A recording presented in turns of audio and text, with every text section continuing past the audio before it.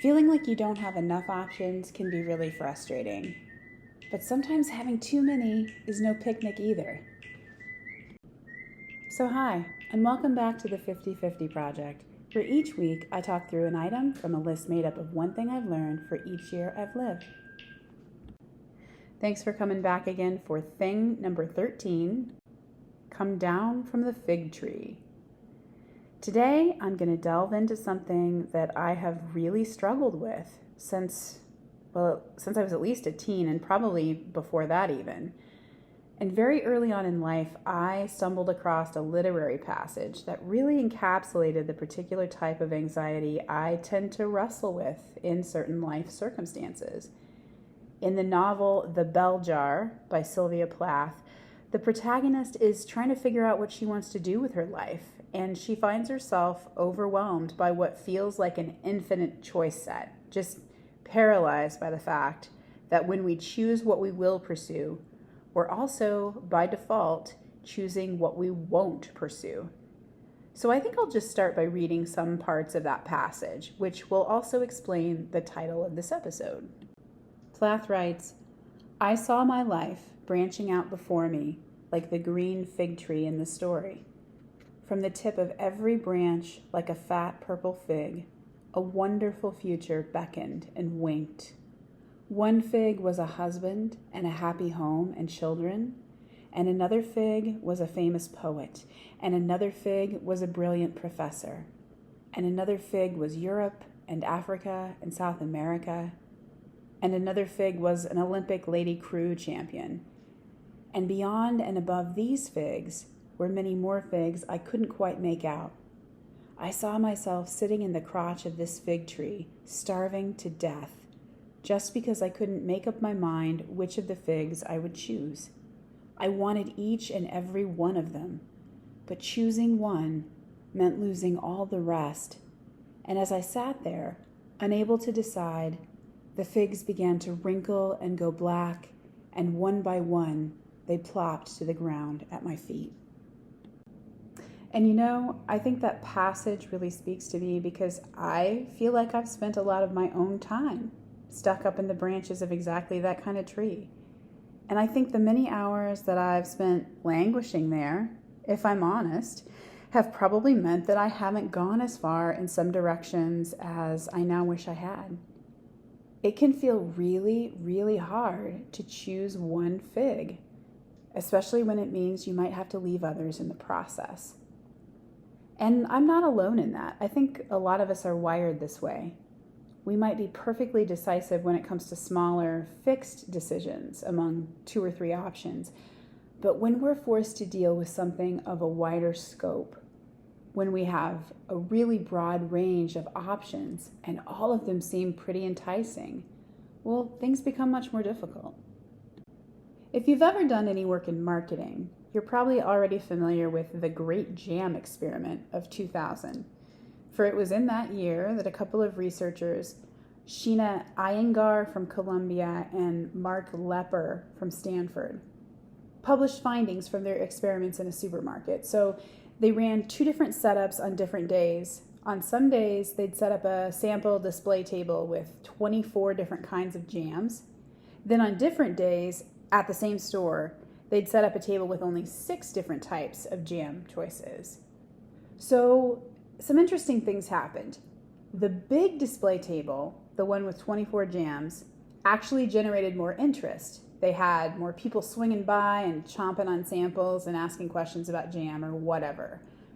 But people at that big 24 flavor jam table were actually 10 times less likely to purchase a jar of jam. Meanwhile, at the smaller display table, there were fewer people in the pipeline, fewer people attracted to the table itself, but their conversion rate was 10 times higher.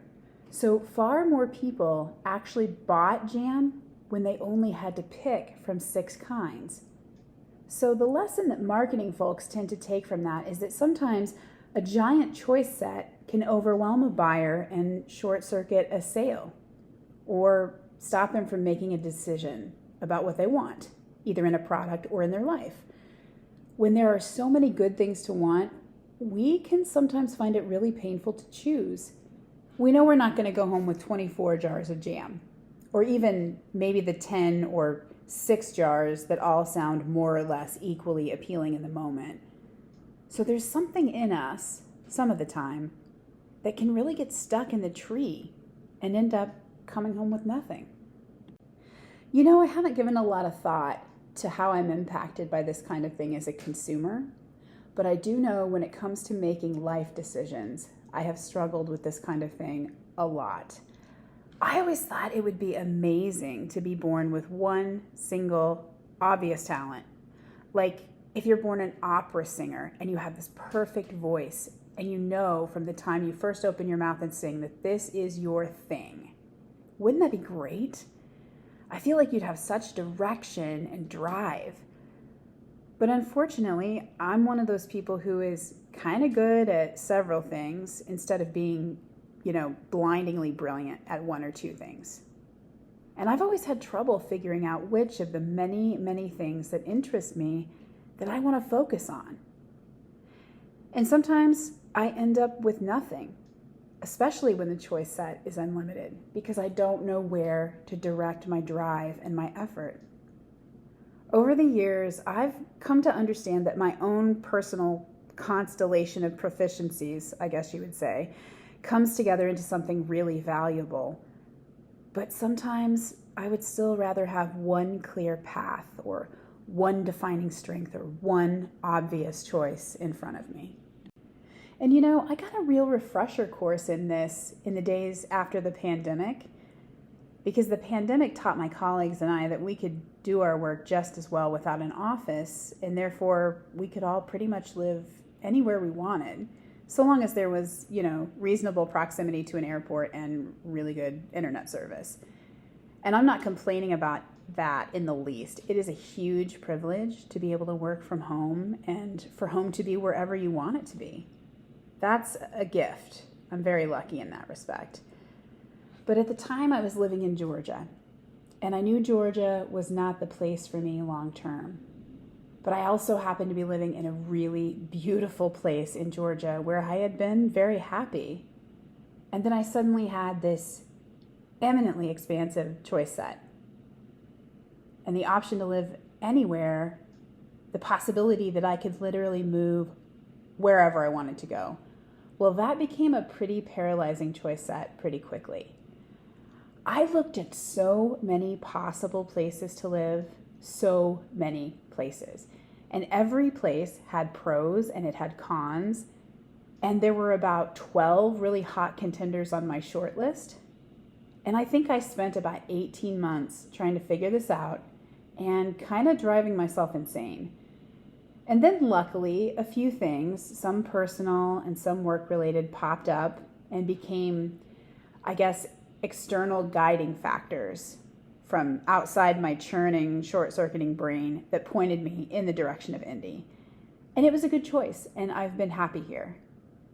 Of course, I might have been as happy in other places, and if I let myself, there can be moments when I would climb back up into that tree and obsess about whether I'd have been happier in a colder climate or a more natural setting or maybe a smaller college town or whatever. But because I'm not really looking to make another change right now, I know that kind of spinning out doesn't serve any purpose. And I've gotten a bit better with age at not just making a choice, but also embracing it. And I've developed a couple, strategies that have helped me do that. One strategy is to conceptualize my tough choices as time-bound. Because if I don't put a time frame around them, I can sort of get on a slippery slope type of thinking that is not helpful. It's true that we never know the outcomes of our decisions as we're making them, and sometimes it's tempting to think about how every single choice can alter the whole trajectory of my life for the rest of my life. And while that may be true, it's not a very empowering frame. It just sort of scares me shitless in my experience. And I think it makes some of us less likely to take chances, both in small things and big, for fear of unleashing some kind of horrific personal butterfly effect. Like you buy the wrong blender and then 5 years later, you're living out of the trunk of a car in a Walmart parking lot alongside a spouse you can't stand. I mean, that seems like a really unlikely outcome, but I guess you never really know. So anyway, to try to help myself simmer down a bit from that type of thinking, I try to think in terms of time bounding. So I've started to consider things in terms of maybe 3-year plans or 5-year plans, or at most a 10-year plan. If you're a real free spirit, I guess maybe that could be too long, and you might want to think about a year-long plan. I personally would feel a little bit at sea in that short of a time frame, so I only go down to 3, but whatever works. I know that when I started thinking this way about my last move, when I started to put that time frame around the choice, it helped me get real about what I needed in this particular season of my life in a new place for a time. So my career goals from 2024 to say 2027 mean that I wanted certain things now in a way that helped me cut down that short list of 12 towns. So right now, I need great proximity to an airport, and I want the opportunity to invest in certain relationships that are bound geographically. And I want the opportunity to learn from a certain set of people. So that kind of stuff for right now outweighs the desires that I also have to retire near the water or be in a place where it snows 6 months of the year. If I hadn't set that 3-year time frame, I don't know if I would ever have been able to wade through 1,000 competing desires for right now, for 10 years out, from wherever I eventually put down roots for good, etc., etc. So I think this kind of time frame can help me find the courage to commit to all kinds of choices, because I can get clearer about what I need in this immediate season of life, or for a limited projection of time into the future. And a time frame also offers a little bit of an escape route, right? So I can make a choice now without committing to keep living with it forever. And that's the second tool I've discovered to help myself get unstuck sometimes. It helps me to remember that many things in life are completely reversible, and most things are at least fixable. Just because I make a leap doesn't mean that I'm eternally stuck where I land. This is true about where I live, it's true about the kind of work I'm doing, it's true about the relationships I cultivate, and it's also true about smaller issues, the hobbies I choose, or the car I drive, or the haircut I get. It's all stuff that will time itself out, or at least stuff that I can alter myself. So for me, I find myself really resisting a choice, and I know that it can help to map out some escape routes. If I take this promotion and I hate it, can I step back into my former role? Or are there other options in other places that I'd be happy to go explore? Maybe. If I end up in Indianapolis and I hate living in the heart of the city, can I tough it out for a year and then look for a place in the countryside nearby? Probably. If I go blonde, can I decide to go back to red? The answer to a question like this is usually yes. And that can help me get down out of the fig tree, clutching a fig or two in my fist, knowing that I can probably climb back up and get a different fig later. Usually you can. It might take some extra effort. It might take some time to backtrack. And you might have to climb a little higher next time to find some unpicked fruit, to really overwork this metaphor. But the answer is usually yes. You can get back, you can restart, you can reboot. And it can help to just kind of mentally plot out that escape route, that path back, even if you never use it and you never want to.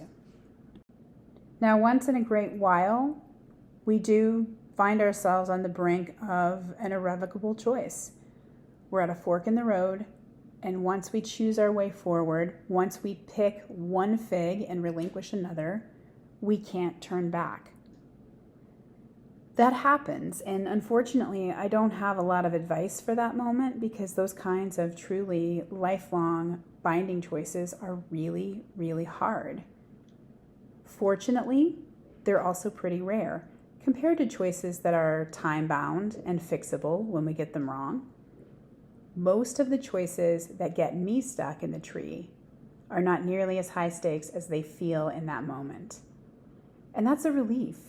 when I can remember it and when I can take a good hard look at them and reframe them into something more manageable. Okay, so how am I actually doing on all this? I am going to give myself an execution score of 5 out of 10. I am better than I used to be about this, but I also know that I might have more opportunities and probably fewer regrets if I spent less time up in that tree and more time down on the ground trying out different lived possibilities. All right, that's enough out of me for today. If you're hanging out in some version of Plath's tree, I wish you a safe and painless descent, and I hope you come out of there with a basket full of figs. Thanks for spending some time with me today. I'll be back next week with thing number 14.